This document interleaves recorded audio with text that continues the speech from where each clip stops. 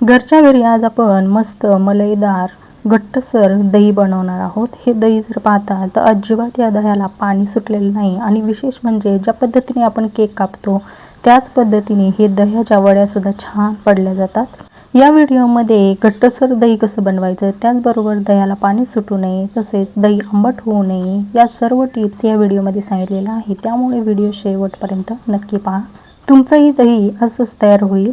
नमस्कार, तुमचं सगळ्यांचं वैशाली किचनमध्ये मनापासून खूप खूप स्वागत। सुरुवातीला या ठिकाणी आपण एका पातेल्यामध्ये 1 लिटर म्हशीचं फुल फॅट दूध घेतलेलं आहे। गाईचं जरी दूध घेत असाल तर अगदी घट्टसरच घ्यायचं, म्हणजे दही आपलं छान घट्टसर तयार होतं। आता हे दूध आपल्याला मंद गॅसवर छान एक 10-15 मिनिटं उकळून घ्यायचं आहे। गाईच्या दुधापेक्षा म्हशीचं दूध हे घट्टसर असतं आणि या दुधापासून सायसुद्धा छान घट्टसर तयार होते। दही लावण्यासाठी साधारणपणे घट्टसर दूध वापरायचं, त्यामध्ये जर पाण्याचा अंश असेल तर आपल्याला दूध जास्त वेळ तापवावं लागतं। आता या ठिकाणी मी मंद गॅसवर हे दूध तापवून घेणार आहे। जर यामध्ये पाण्याचा अंश असेल तर थोडंसं हे जास्त वेळ आपल्याला दूध तापवावं लागेल। दूध तापवत असताना दुधावर आलेली जी साय आहे ती आपल्याला चमच्याच्या साहाय्याने या दुधामध्येच मिक्स करून घ्यायची आहे। मुळातच दूध जर घट्ट असेल ना तर त्यामध्ये पाण्याचा अंश कमी असतो आणि त्यामुळे आपल्याला जास्त वेळ हे दूध तापवावं लागत नाही। घट्टसर दही लावण्यासाठी घट्टसर दूध असेल ना तर त्या दह्याच्या वड्या सुद्धा छान पडतात आणि फुल फॅट दही तयार होतं। आता हे दूध मी 10-15 मिनिटं छान उकळून घेणार आहे। सुरुवातीचं दूध पहा केवढं आहे आणि उकळल्यानंतर थंड केल्यावर ते केवढं होतं। आता या ठिकाणी आपलं दूध छान उकळून थंड केलेलं आहे। तुम्ही हे दूध रूम टेम्परेचरवर सुद्धा थंड करू शकता किंवा 1-2 तासासाठी फ्रीजमध्ये सुद्धा ठेवू शकता। आता हे दही मी एका खोलगट भांड्यामध्ये लावणार आहे। दही लावत असताना शक्यतो स्टीलची किंवा मातीची भांडी वापरावीत।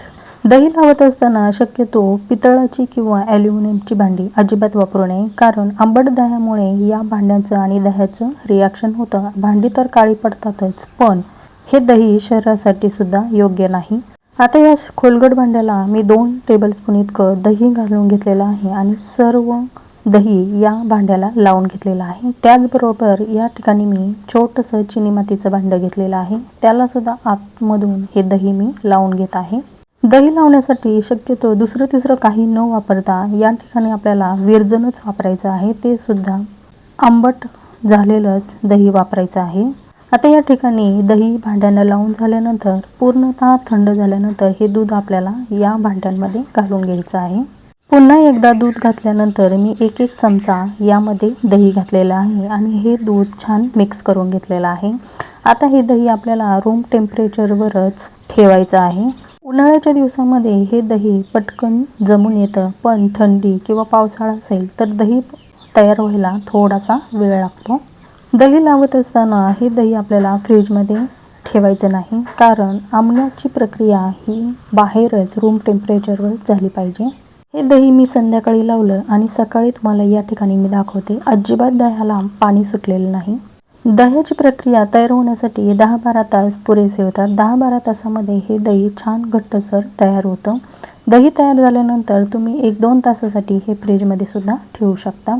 आता या ठिकाणी दाखवते, दही जे बनवले मी ते भांडं उलटं जरी केलं तरी सुद्धा त्यामधून पाणी निघत नाही किंवा दही सुद्धा सांडत नाही, इतकं घट्टसर हे दही छान तयार होतं।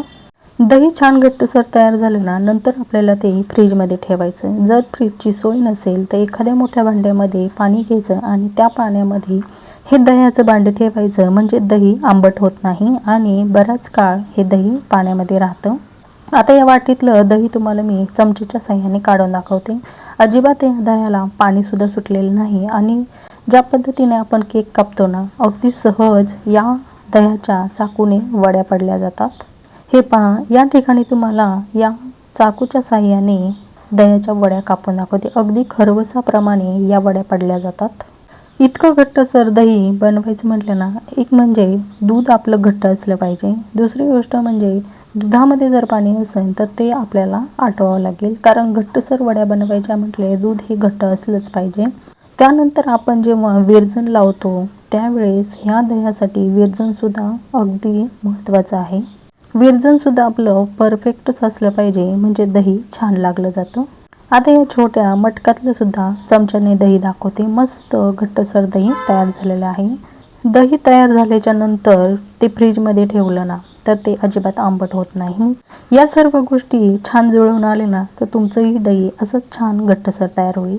आजचा हा व्हिडिओ तुम्हाला आवडला का? आवडला असेल तर नक्की एक लाईक करा. चॅनलवर नवीन असाल तर नक्की चॅनलला सबस्क्राईब करा. पुन्हा भेटूया अशी छानशी रेसिपी घेऊन. तोपर्यंत धन्यवाद.